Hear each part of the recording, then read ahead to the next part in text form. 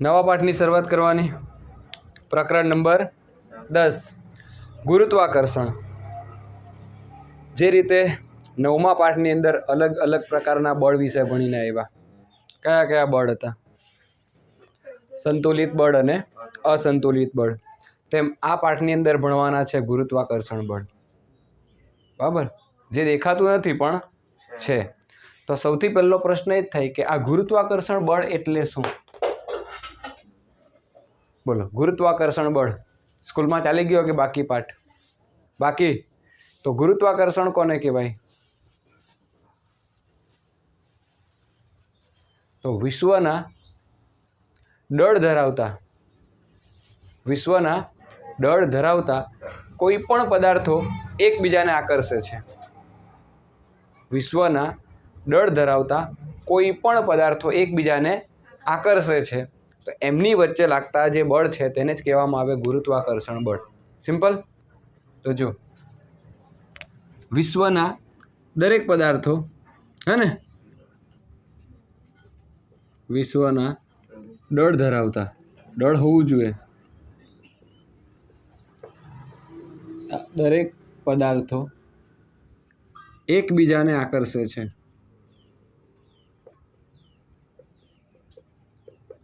अने तेमनी वच्चे लागता बे पदार्थो वच्चे लागता एटले के तेमनी वच्चे लागता बळने कयुं बळ कहेवाय? गुरुत्वाकर्षण बळ।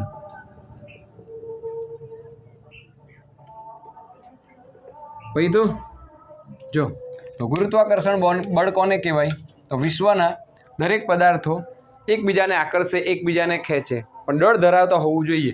तो ए बे वच्चे लागतुं जे बळ छे तेने ज कहेवाय गुरुत्वाकर्षण बळ। सिंपल वस्तु छे।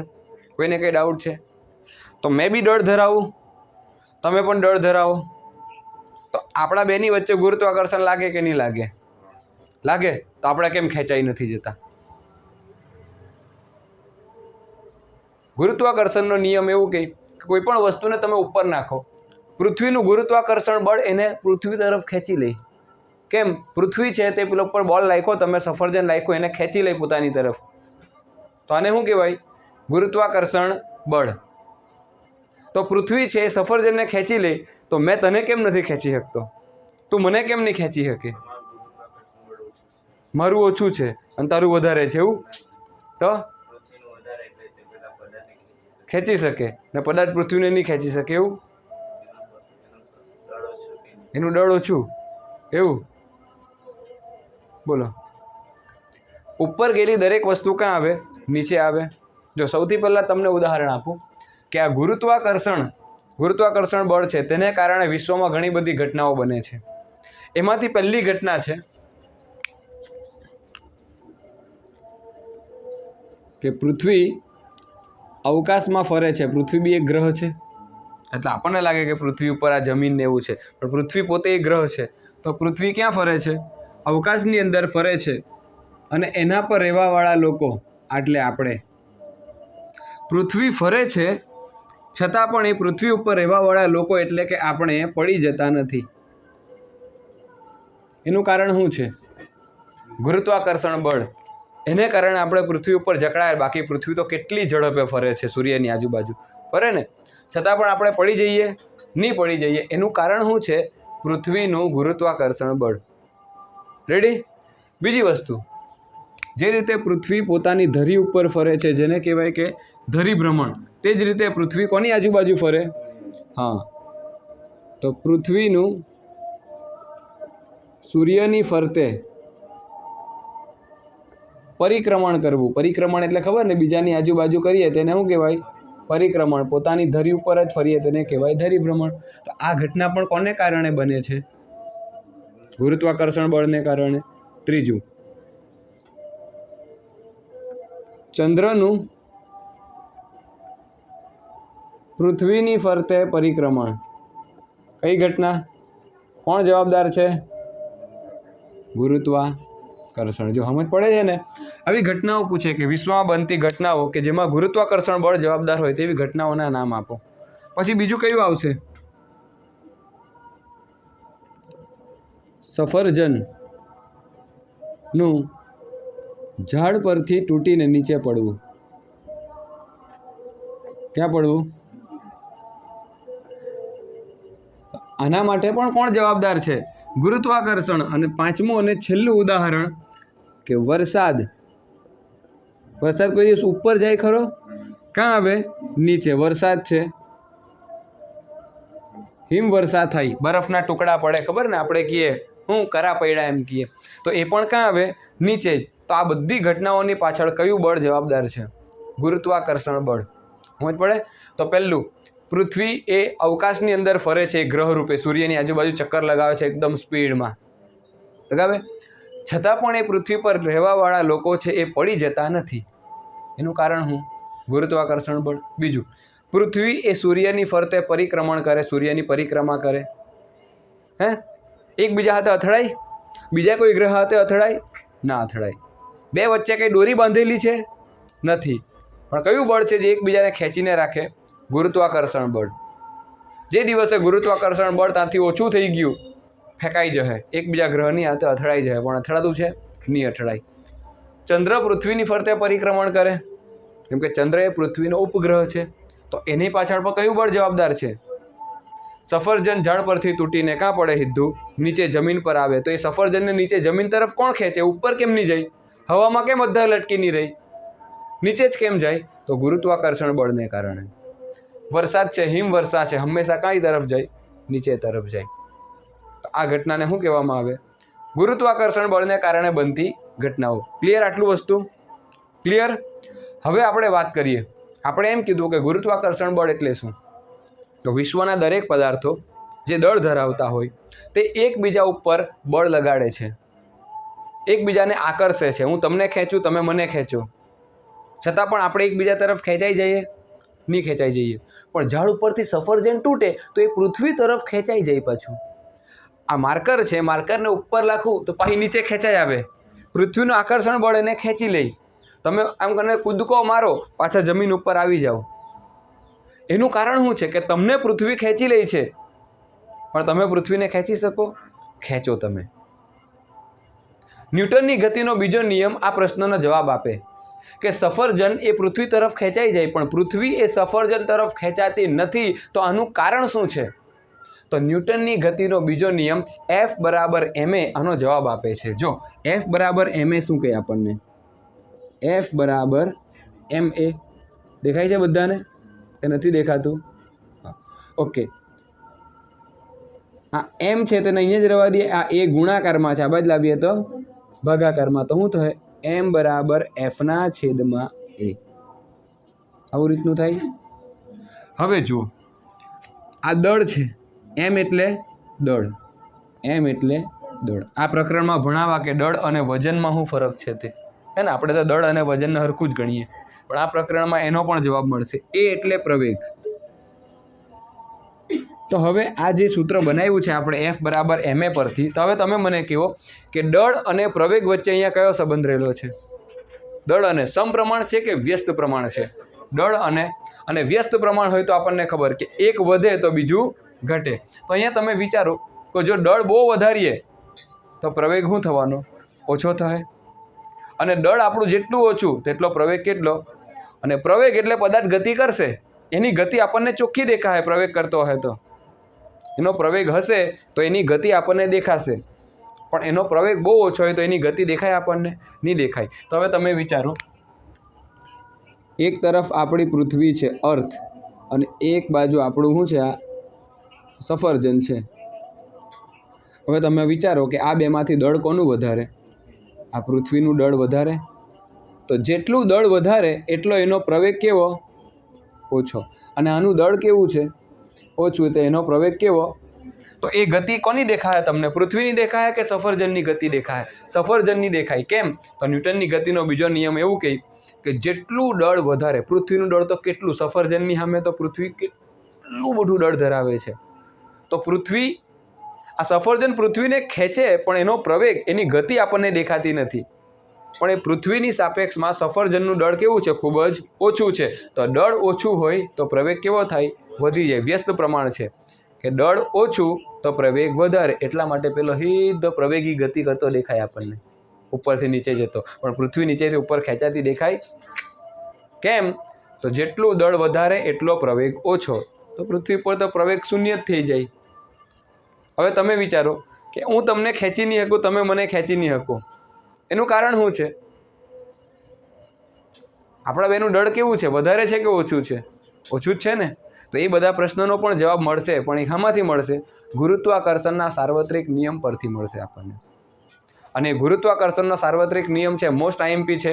જે રીતે ન્યૂટનની ગતિનો બીજો નિયમ F બરાબર ma, વેગમાન સંરક્ષણનો નિયમ PI બરાબર PF અથવા કુલ અંતિમ વેગમાન બરાબર કુલ પ્રારંભિક વેગમાન, તેમ ન્યૂટનની ગતિનો આ ગુરુત્વાકર્ષણનો સાર્વત્રિક નિયમ છે, તે પણ આપણને ખબર પડશે.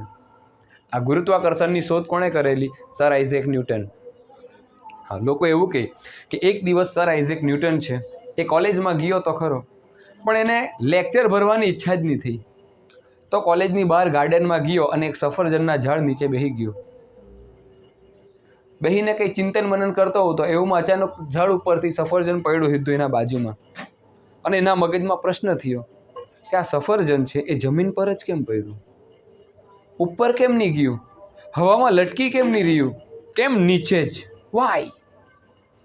અને પછી એના મગજની અંદર મનોમંથન ચાલુ થયું, અને પછી લગભગ 10 થી 12 વર્ષ સુધી એના ઉપર એણે પ્રયોગો કર્યા, રિસર્ચ કર્યા, અને ત્યાર પછી એણે સાબિતી આપી કે ઉપર ગયેલો વસ્તુ નીચે જ કેમ આવે?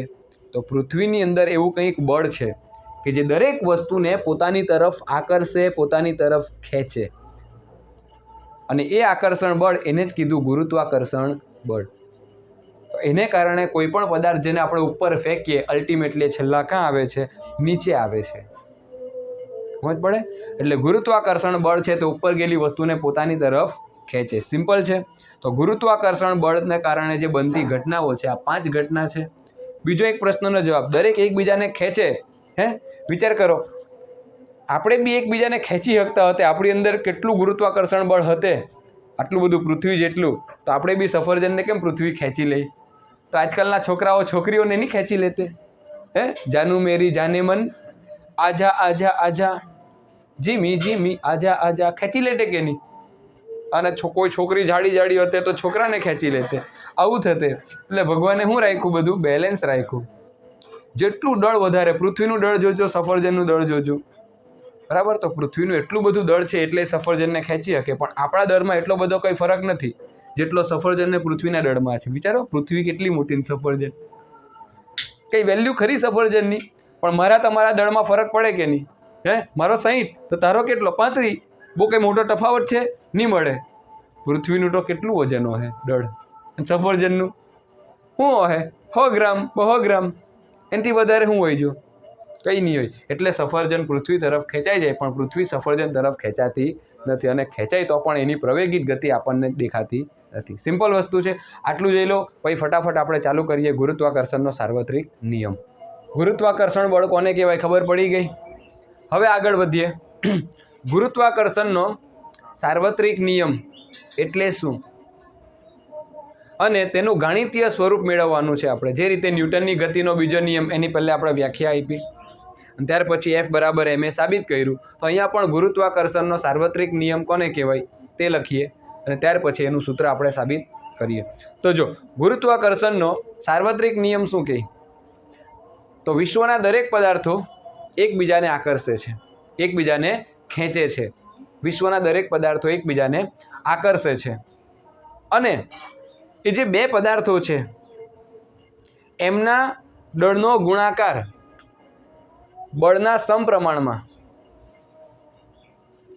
બે પદાર્થો છે એનું જે દળ છે એ દળનો ગુણાકાર છે એ બળના સમપ્રમાણમાં, અને એમની વચ્ચેના અંતરના વર્ગના વ્યસ્ત પ્રમાણમાં છે. જો બે પદાર્થો વચ્ચે બળ લાગે તો એ બળ કેટલું હોય? તો બે પદાર્થોનું જે દળ છે એ દળના સમપ્રમાણમાં, પણ એ બે પદાર્થોની વચ્ચેના અંતરના વર્ગના વ્યસ્ત પ્રમાણમાં હોય છે. રેડી? જો અહીંયા લખવું એટલે સમજ પડે. ગુરુત્વાકર્ષણનો સાર્વત્રિક નિયમ. ગુરુત્વાકર્ષણનો સાર્વત્રિક નિયમ. જો વિશ્વના દરેક પદાર્થો એકબીજાને આકર્ષે છે. મેં ટૂંકમાં જ લખું છું, તમે વાંચી લેજો એટલે ખબર પડે. વિશ્વના દરેક પદાર્થો એકબીજાને આકર્ષે છે. હવે માની લો કે તમારી પાસે બે પદાર્થ છે, તો એમની વચ્ચે કેટલું ગુરુત્વાકર્ષણ બળ લાગે? તો એ બે પદાર્થો છે તેમના દળના ગુણાકારના સમપ્રમાણમાં, બે પદાર્થોના દળના ગુણાકારના સમપ્રમાણમાં અને તેમની વચ્ચેના અંતરના વર્ગના વ્યસ્ત પ્રમાણમાં હોય છે. જો બે પદાર્થો છે, આ એક છે અને આ બીજો, આ એ અને, તો આમની બે, આ બંને દળ છે ને, આનું કંઈક દળ અલગ હોય, આનું કંઈ દળ અલગ હોય, તો એ દળના ગુણાકારના સમપ્રમાણમાં અને આ બે પદાર્થો વચ્ચેનું જે અંતર છે, ડિસ્ટન્સ, હે ને, તો એ જે છે અંતર, તે અંતરના વર્ગના વ્યસ્ત પ્રમાણમાં. અને આ બળની દિશા કઈ? તો આ બે પદાર્થો છે તેના કેન્દ્ર તરફ એ બળ લાગે છે. એટલે આ પદાર્થ છે તે આના કેન્દ્ર તરફ એને ખેંચવાનો પ્રયત્ન કરે અને આનું જે કેન્દ્ર છે એ આ પદાર્થના કેન્દ્રને ખેંચવાનો પ્રયત્ન કરે, એટલે બંને એકબીજા હાથે ફર્યા કરે, એકબીજા હાથે અથડાતા પણ નથી. સ્કૂલમાં નાના હતા ને, તમે ચોથા પાંચમાં ભણતા હોય તો એમ કરીને બે હાથ પકડીને રમતા, ખબર કે એમ એમ એમ એમ ગોળ ગોળ ગોળ ફરતા. એમાં શું થાય? બંને તરફથી બળ લાગે છે ને. કાં? સેન્ટરમાં જ્યાં હાથ પકડેલો છે ત્યાં. ફેંકાઈ જાઓ તમે, હાથ છોડી દઉં તો ફેંકાઈ જાઓ, પણ જ્યાં સુધી બળ લાગતું છે, હાથ પકડેલા છે, ત્યાં સુધી તમે એકબીજાની આજુબાજુ શું કર્યા કરો? ગતિ કર્યા કરો. ઠોકાઈ જાઓ એકબીજા હાથે? નહીં. તેમ આ બે વચ્ચે પણ છે તે આ રીતના હાથ નથી પકડેલા એ લોકો, વચ્ચે દોરી પણ નથી, પણ બે વચ્ચે શું લાગે છે? ગુરુત્વાકર્ષણ બળ લાગે છે. તેને કારણે એ લોકો એકબીજાની ફરતે ગતિ કર્યા કરે, અથડાઈ જતા નથી. તો જો બે પદાર્થો વચ્ચે લાગતું જે ગુરુત્વાકર્ષણ બળ છે એ બે પદાર્થોના દળના ગુણાકારના સમપ્રમાણમાં અને તેમની વચ્ચેના અંતરના વર્ગના વ્યસ્ત પ્રમાણમાં હોય છે. આ ગુરુત્વાકર્ષણનો સાર્વત્રિક નિયમ છે. વાંચો એટલે એકદમ મસ્ત રીતે આપેલો છે ચોપડીમાં. હવે આપણે આગળ વધીએ, એનું ગાણિતીય સ્વરૂપ મેળવવાનું છે. ગાણિતીય સ્વરૂપ તો જો પરીક્ષામાં આવે, આ 4 માર્કનો મોસ્ટ આઈએમપી પ્રશ્ન છે. જો ઘણા બધા પ્રશ્નો સમજવી પડે. બે પદાર્થો આપણે લઈ લઈએ અહીંયા. આ પદાર્થ નંબર એ અને આ પદાર્થ નંબર કયો છે? આ એ નામનો પદાર્થ છે, એનું દળ આપણે લઈ લઈએ કેપિટલ એમ, અને આ છે નાનો પદાર્થ, તેનું આપણે લઈ લઈએ સ્મોલ એમ. આનું કેન્દ્ર, આનું કેન્દ્ર, આ બે વચ્ચેનું અંતર આપણે લઈ લઈએ ડી. રેડી? આનું કેન્દ્ર આના કેન્દ્ર ઉપર બળ લગાડીને ખેંચવાનો પ્રયત્ન કરે આ તરફ, અને આ બી છે તે એને એના કેન્દ્ર ઉપર બળ લગાડીને એની તરફ ખેંચવાનો પ્રયત્ન કરે. સમજ પડે છે? તો જો આ બે વચ્ચેનું અંતર કેટલું છે? ડી. દળ આનું છે તે એમ અને આનું છે તે સ્મોલ એમ. આટલું તો ખબર પડે ને બધાને. અને બે આ જે પદાર્થો છે તેમની વચ્ચેનું અંતર કેટલું છે? Small D. રેડી? હવે જોજો, તો આ જે પદાર્થ નંબર એ છે એનું દળ છે કેપિટલ એમ, અને આ જે પદાર્થ નંબર બી છે એનું દળ છે સ્મોલ એમ. તો હવે અહીં આપણે એવું લખી શકીએ કે અહીં બે પદાર્થો, કેટલા? એ અને બીના દળ અનુક્રમે એટલે વારાફરતી. એ છે તો કયો છે? એનું કેપિટલ એમ, અને બીજું કયું છે? સ્મોલ એમ છે. અને તેમની વચ્ચેનું અંતર, અને તેમની વચ્ચેનું અંતર કેટલું છે?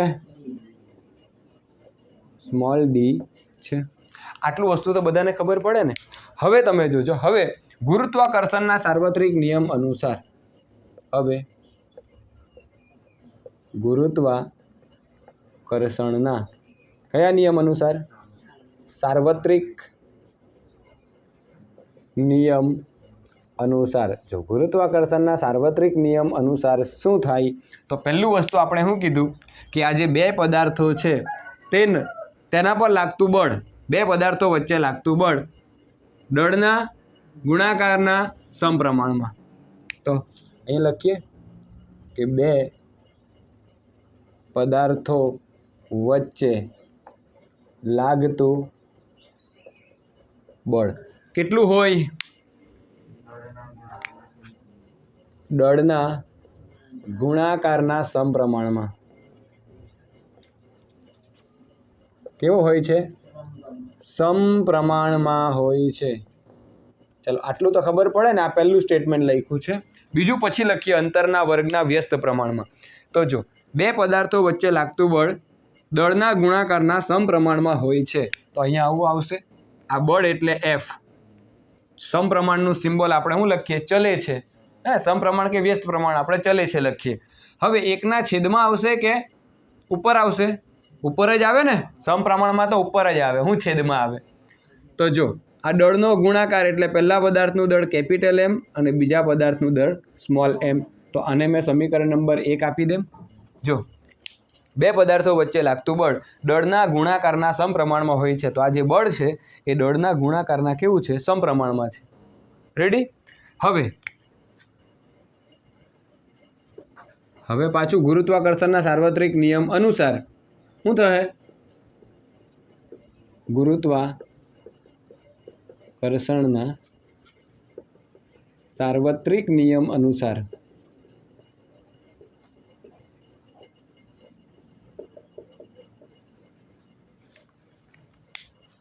બે પદાર્થો વચ્ચે લાગતું બળ દળના ગુણાકારના સમપ્રમાણમાં હોય છે. તો હવે ગુરુત્વાકર્ષણના સાર્વત્રિક નિયમ અનુસાર બીજું વસ્તુ શું છે? તો બે પદાર્થો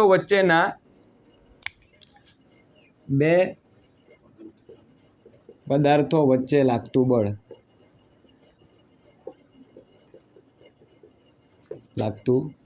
બળ તેમની વચ્ચેના બોલજો અંતરના વર્ગના કયા પ્રમાણમાં? વ્યસ્ત પ્રમાણમાં હોય છે.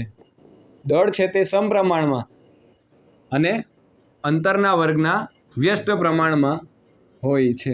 તો અહીંયા જો અહીંયા તમને કીધું કે સમપ્રમાણમાં છે. કોના? દળના ગુણાકારના. આ દળ છે ને તેના ગુણાકારમાં. અહીંયા શું કીધું છે તમને લોકોને? વ્યસ્ત પ્રમાણમાં હોય છે. પણ કોના? તો અંતરના વર્ગના. કોણ? તો કે બળ. બે પદાર્થોની વચ્ચે લાગતું બળ છે તે. તો એફ બરાબર 1/. અંતરના વર્ગના. તો અંતર તો બે પદાર્થો વચ્ચેનું કયું છે? ડી છે. તો એના વર્ગના વ્યસ્ત પ્રમાણમાં એટલે મેં 1/. લખ્યું. કોઈને કંઈ ડાઉટ છે? તો એફ ચલે છે 1/d² અને આપી દેમ સમીકરણ નંબર 2. ચાલો આટલું વસ્તુ ક્લિયર થાય કે નહીં થાય? આ ગુરુત્વાકર્ષણનો સાર્વત્રિક નિયમ જ છે. ગુરુત્વાકર્ષણનો સાર્વત્રિક નિયમ શું કહે?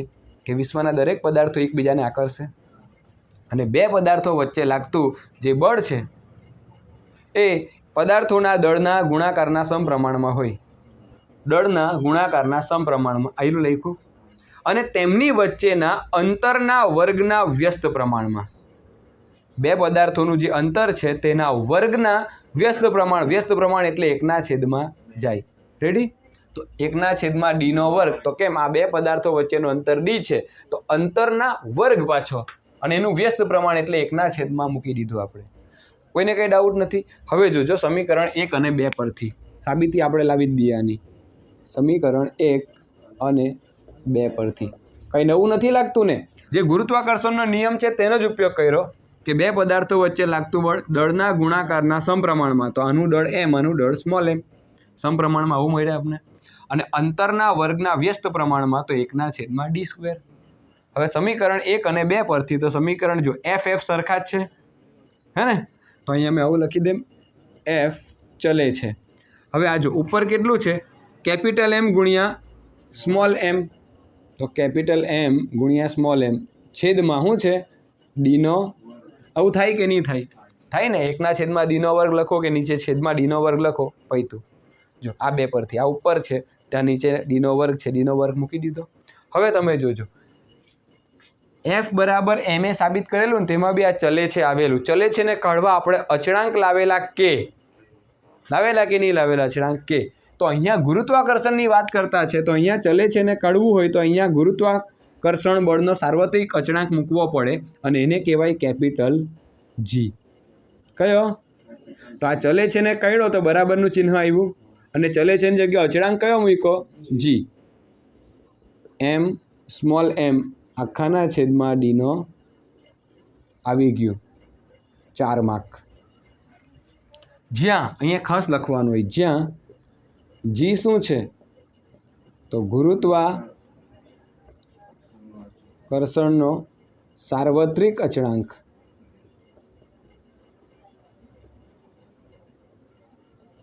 રેડી? કોઈને કંઈ ડાઉટ છે આમાં? જો ચલે છે ને કયડું એટલે અહીંયા બરાબરનું ચિહ્ન આવ્યું અને અહીંયા અચળાંક ખોલી લીધો આપણે જી. અચળાંક એટલે એવું મૂલ્ય જે અચળ વરલી આપણે લઈએ ને અચળ પદ એનું મૂલ્ય એવું કે જે કોઈ જગ્યા ઉપર બદલાતું નથી. સાર્વત્રિક યુનિવર્સલ લેવલ ઉપર એટલું ને એટલું જ રહે છે, એ બદલાતું નથી. તો અચળાંકનું મૂલ્ય કોઈ દિવસ બદલાતું નથી, એટલું ને એટલું જ રહે એટલે એ કોઈ આના ઉપર બહુ ફરક પાડતું પણ નથી. તો ગુરુત્વાકર્ષણનો સાર્વત્રિક અચળાંક લઈ લીધો આપણે જી એટલે આ તમારું મળી ગયું ન્યૂટનની ગતિના સાર્વત્રિક નિયમનું ગાણિતિક સ્વરૂપ. કોઈને કંઈ ડાઉટ છે આમાં? ફટાફટ ઉતારી લેવો. આટલું ના